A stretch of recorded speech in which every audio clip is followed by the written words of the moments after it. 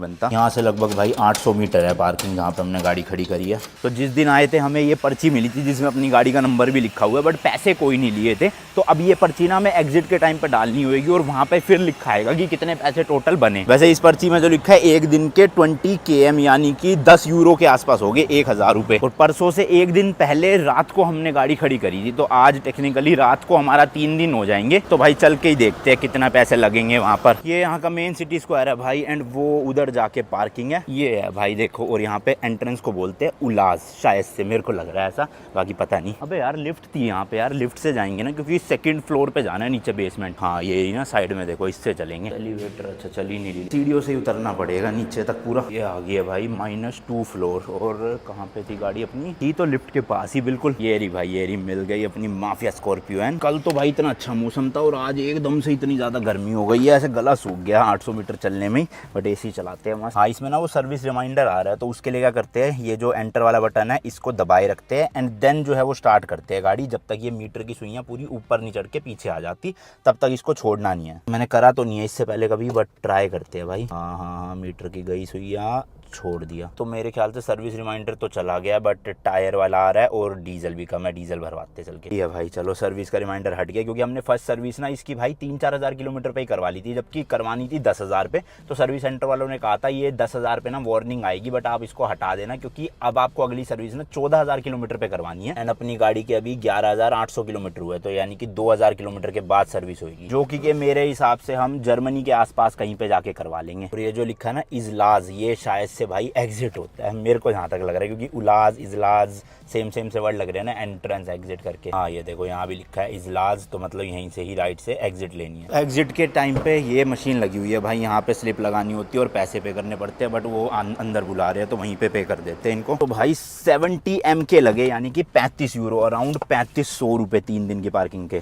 तो अभी हमारा वैसे तीसरा दिन पूरा नहीं हुआ था, बट वो कह रहे कि हम पूरा ही माना जाएगा, तो इसलिए 35 भाई 35 मतलब 70 यहाँ के। चलो यहाँ से एग्जिट लेते हैं भाई। गेट खोल दिया इन्होंने, क्या खोला तो नहीं है यार, मेरे ख्याल डालनी पड़ेगी पर्ची वर्ची, यहाँ पे पर्ची दी तो है इन्होंने। तो ये है भाई पार्किंग वाले। Oh nice okay what's your name? Musa okay, my name is Anmol. Nice to meet you. Yeah nice to meet Put you. me on YouTube. Yes, Maybe yes. some ladies will come here. Okay sure. You know, maybe they find me attractive. Yes okay, Good luck. या bye. Bye. चलो जी इन्होंने खोल दिया है, क्योंकि अपनी खिड़की इधर, मतलब खिड़की कह रहा हूँ, ड्राइविंग सीट इधर थी, तो मैं टिकट डाल नहीं सकता, तो वो खुद ही आ गए। सही है भाई, कह रहे कि मेरी वीडियो डाल देना यूट्यूब पे, ताकि मेरे को देख के लड़की आए यहाँ पे पार्किंग में मिलने मुझसे। बट पार्किंग ना ज़्यादा लगी, जो टिकट में 20 km लिखे थे ना भाई, वो पार्किंग के नहीं थे, वो थे अगर आप टिकट को खो देते हो ना तो आपको 10 यूरो यानी 1000 रुपये पे करने पड़ेंगे। बाकी हमें लगा था एक दिन के 1000 रुपये होंगे, बट अपने टोटल 3500 रुपये के आसपास लग गए 2.5 दिन के। अब फटाफट से होटल चलते हैं, सारा लगेज अपना डालते हैं गाड़ी में।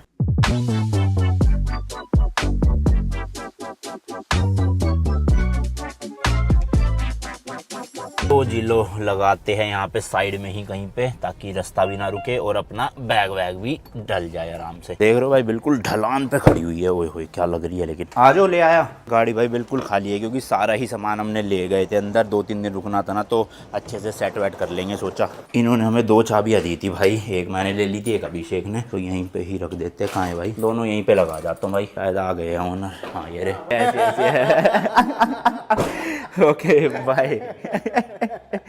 चलो या थैंक यू भाई। कह रहे कि स्कॉर्पियो एन अच्छी लगी इनको, तो ये सोच रहे थे यहाँ पे मंगवाने की। तो इंडिया में तो जैसे लेफ्ट साइड वाला जो स्टीयरिंग व्हील वाली गाड़ी होती है वो अलाउड नहीं है, बट ये कह रहे हैं यहाँ पे कुछ भी अलाउड है, लेफ्ट हो चाहे राइट हो आप चला सकते हो। Okay bye bye, Wish you all the best on your travels. Thank you so much. May you arrive to London safely. Thank you, okay bye.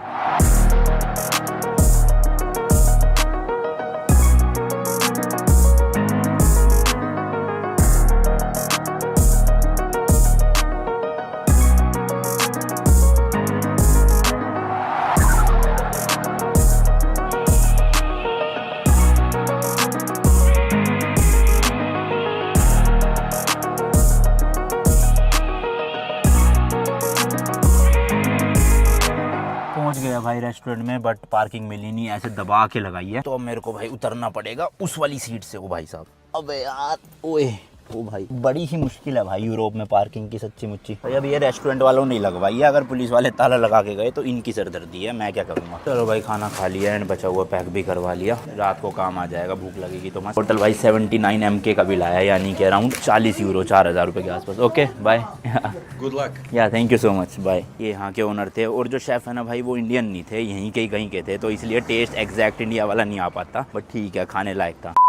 हमारा भाई आज का ये सफर होने वाला है बोस्निया की कैपिटल सराजीवो से लेके क्रोशिया की कैपिटल जगरेब तक, जो कि अराउंड भाई 402 किलोमीटर है एंड गूगल मैप 5 घंटे दिखा रहा है। तो होपफुली रास्ते अच्छे हो, वरना 400 किलोमीटर यूरोप की सड़कों में तो भाई 3 घंटे का ही काम होता है, अब इसमें 5 घंटे दिखा रहा है। तो या तो पहाड़ी इलाका होगा या रोड की कंस्ट्रक्शन चल रही होगी कहीं ना कहीं, तो इसलिए निकलते हैं। थोड़ा सा लेट ही जा रहे हैं आज, 1:30-2 बज गए भाई, तो मोटा मोटा 7 बजे तक पहुँच जाना चाहिए हमें।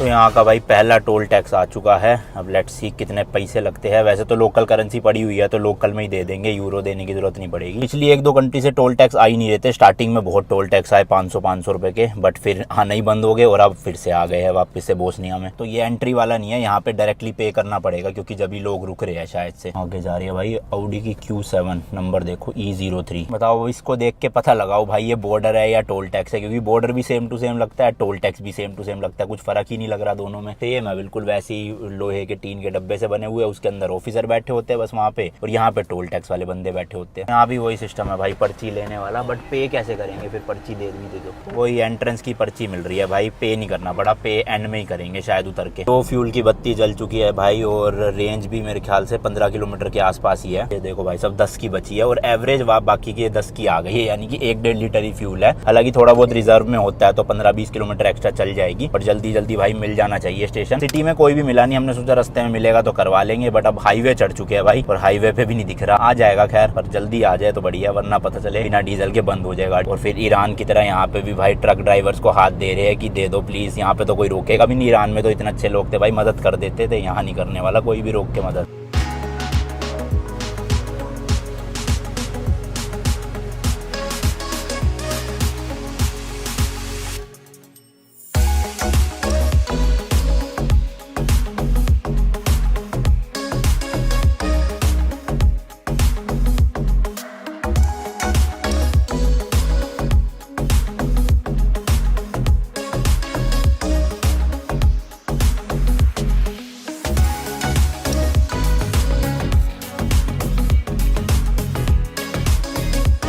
लो भाई रेंज जो है वो पूरी 0 हो चुकी है। अब देखते हैं इसके बाद कितने किलोमीटर चल पाएगी। मैंने क्रूज़ पे सेट कर दी है गाड़ी, ताकि ज़्यादा डीजल वेस्ट ना हो, अपना वही 90-100 की स्पीड में क्रूज़ करती रहे मस्त। अब होपफुली जल्दी जल्दी आ जाए भाई, वरना 15-20 किलोमीटर ही चल पाएगी लास्ट। एक अभी पेट्रोल पंप भाई पीछे ऑपोजिट रोड पे दिखा है, इसलिए वापस से यू टर्न लेके जा रहे हैं 4-5 किलोमीटर का, और वहाँ से फिर जो है डीजल डलवा लेंगे। यू टर्न लेने के लिए भाई वापस से टोल टैक्स आ गया, और हमें जाना जबकि घूम के वापस ही है, तो मतलब एग्जिट लेना पड़ेगा, फिर इसी टोल टैक्स से आगे से एंट्रेंस। पैसे लगेंगे डबल, पर अब कोई और रास्ता है नहीं, तो चलना ही पड़ेगा यहीं से। आई गेस 8.5 km है, यानी कि अराउंड 4.5 यूरो। बताओ 400 रुपए पे करने पड़ेंगे फालतू फंड के। अभी जब यू टर्न करके आएंगे वापस से चढ़ने में भी देने हैं। अपना भी भाई 2 ही बना है, यानी कि 1 यूरो, अराउंड 100 रुपए फालतू का ही है ये। 100 रुपए भी अभी फिर 100 रुपए वहाँ देने पड़ेंगे लग रहा है। और ये ही बस यू टर्न लेके इसी टोल टैक्स से वापस जाना है। हम बीच से ले नहीं सकते थे क्योंकि अलाउड नहीं है, वरना ये पैसे बच जाते अगर अलाउड होता तो। लो जी आ गए, वहीं पे घूम फिर के टिकट ले लेते हैं यहाँ से, और फिर वहाँ पे एग्जिट के टाइम पे देंगे पैसे। ये मशीन है, बटन दबाओ और साइड से टिकट आ गई। चलो